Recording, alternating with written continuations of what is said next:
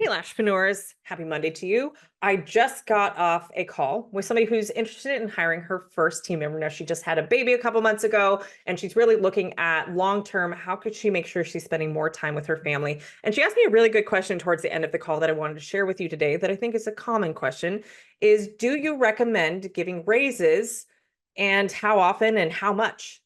Great question. So we're going to dive into that today and actually talk more about compensation as a means of employee retention, as instead of really trying to just throw money at people who may or may not be a good fit in your business. So let's dive in. And just as a heads up, I know I've been teasing the solo stress to team success master classes that we have coming up. I want to let you know this Wednesday, the 11th, is when we open up registration for those classes. So I want to make sure that you get the time of class that you want. The classes begin on September 22nd, but we're opening up registration on Wednesday. DM me #team right now. Like, stop what you're doing, go do that. What will happen in the DM is that you'll get a request to share your email. That way I can send you the registration link as soon as registration opens up on Wednesday, so you don't have to remember it or put it in your calendar. I'll do all the heavy lifting for you, but I want to see you on that class if you're at all interested in hiring a team, or if you already have a team and it's going a little dicey, or you're ready to get out of the treatment room, or you're ready to get it to multiple 6 and 7 figures. The Solo Stress to Team Success class is going to be for you.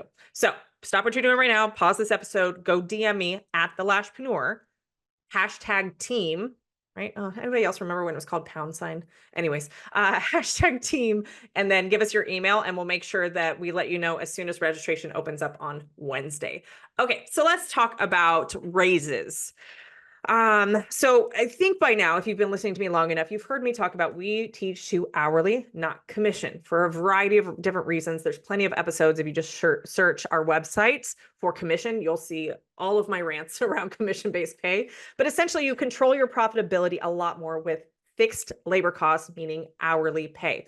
Now, your team members are also going to be getting tips on top of that. So we see on average team members getting anywhere from $22 to $40 an hour when you account for their tips being included. And for people who have typically no college education and very little, if no experience in an industry, oh, that's pretty darn good. But regardless, so when it comes to raises, here's my hot take on raises.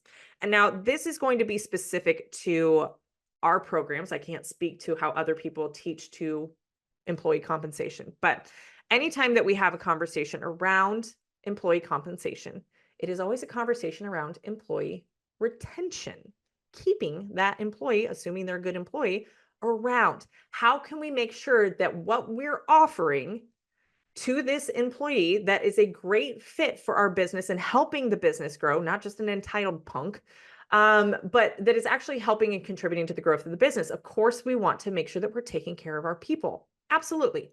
Zero problem with that. So when I get these questions around how much do I pay someone, or when do I do a price or raise, or, do I offer this, and this?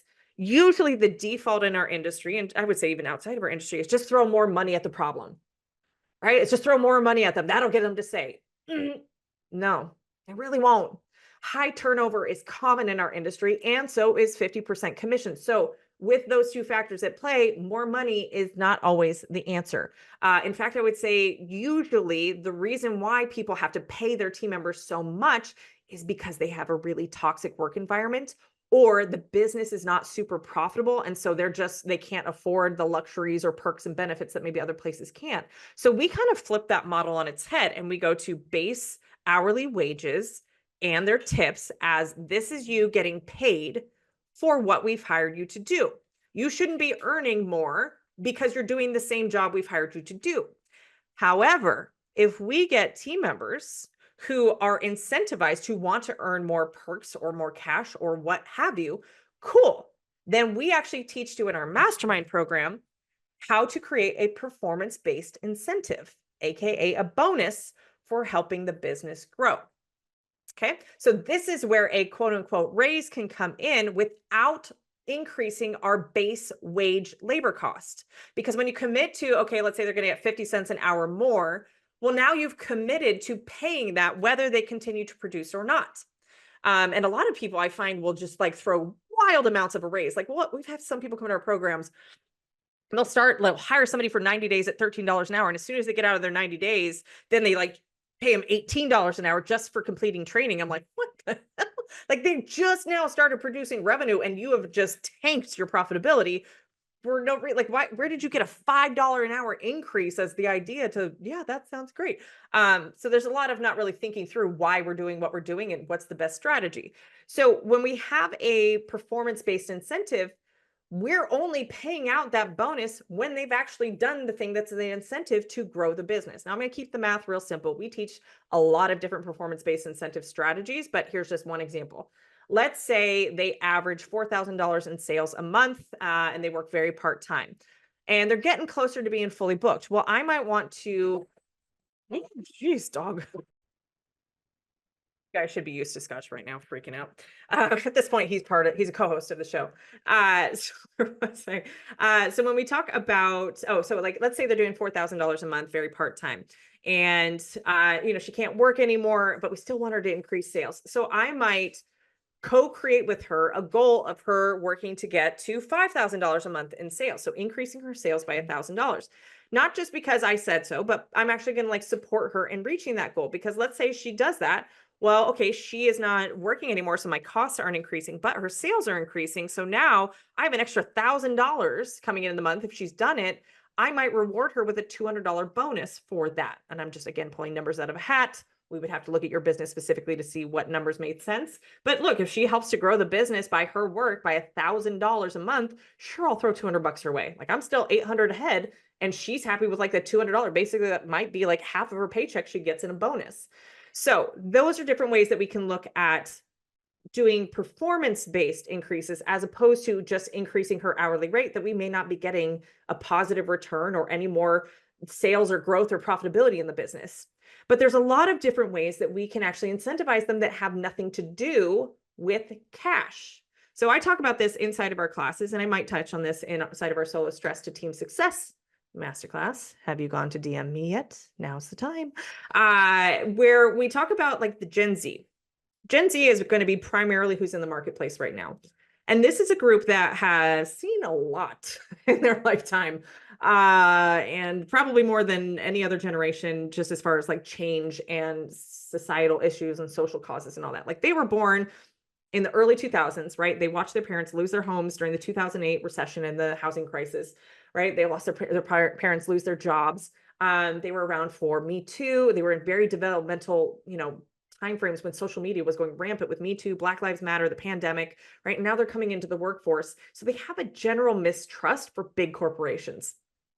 And they are more sensitive. They are more work-life balance. They know that they can go do OnlyFans or TikTok and become a creator, right? Like they understand that money can be made. And what we found in just studying this generation is that they are more inclined to want to be a part of something bigger than themselves, right? And they want good work-life balance. They want to enjoy the work that they do. And if they hate where they work, then they will require that they're paid the absolute most they can make, whether they deserve it or not, right? They think, oh, I should be VP of the company within the first 2 years, even though I don't know what I'm doing, right? So it's kind of like that mentality. And to be fair, they have a lot of access to information and they live through social media mostly. So they see like very young people having massive success. And so their lens of maybe earning something is a little bit different than previous generations. And so just throwing money at them is a solution. Maybe not the most profitable solution, but if they hate where they work, that's the only reason they're going to stay. Now, what we teach into our hiring program, our accelerator program, is all about team culture, all about a really happy, positive, great place to work where they feel valued, that they don't feel like a number and a cog in a machine, and they are aligned with where the business is going, so that your business has to have a mission, a vision, and values. It stands for something. It contributes to something. It's not just a puppy mill of services and they're pumping and dumping clients. Like they want to feel a part of something. So that's all of what we teach to inside of our programs. And so when we talk about employee retention and perks and benefits or raises, or how do we structure all of this, we really focus on what is going to make you competitive as an employer, what is going to make it juicy for them to want to stay that they can't replicate if they go out on their own. And so an example would be, all right, you could pay them, or you could give them a raise of, let's say you go from $15 an hour to $17 an hour, right? So you're committing to $2 an hour more because you're trying to retain this employee. Well, that money has to come from somewhere, right? What if, let me ask you this, do you think it would retain an employee more if you just did the $2 an hour increase, or if instead of a pay increase, you now started providing medical and dental, PTO, mental health days, maybe a subscription to BetterHelp so they can get therapy online? They're very emotional people, and I don't blame them. What if they could do team retreats? Would that retain them more so than just an increase in their base wage? 99% of the time, that's not stuff they can replicate if they go to another employer or if they go out on their own. But that money to afford those different perks and benefits has to come from somewhere. So if you have an extra, $2 an hour essentially, or maybe $200 a month that you can throw at either an increase in their labor costs or perks and benefits, what's going to get you more bang for your buck to retain that employee? So a much better question to ask, as opposed to, do you recommend raises? How much? Is, what is it we're trying to accomplish here? Work with the end in mind. And are my team members even questioning leaving? What is making me think that they're going to leave? I see this a lot with our mastermind members, and I love you gals. But they're worried about their team members leaving. They get these amazing employees. Maybe they haven't had good employees up until joining our hiring programs. Now they have amazing employees and they're like, oh my God, I got to retain them. When those employees are perfectly happy there is no inkling that these employees are thinking about leaving, questioning leaving, haven't mentioned anything, don't have an attitude. And all of a sudden the owners are like, we got to keep throwing things at them. And it's like, no, they're happy. There isn't a problem there. Stop trying to fix something that isn't broken. So all that to say is we really have to look through the lens of what is it we're trying to accomplish by either increasing wages, increasing perks and benefits. And sometimes even if you get team members that are asking for raises, is that a team member you really want to retain? If it is, sure, we can talk about a raise or we can talk about different perks and benefits, but there's usually some level of dissatisfaction, not necessarily due to wages, that is the root issue that we don't need to solve for by throwing more money at it. All right, so that's all I've got for you guys today. Go DM me, #team. If you're listening to this after September 11th, then you can already go register. We'll link it down in the show notes for you to go get signed up for our Solo Stress to Team Success, so we can have deeper conversations on how to grow your team so that you can stop trading your time for money. All right, guys, until next time, have a good one.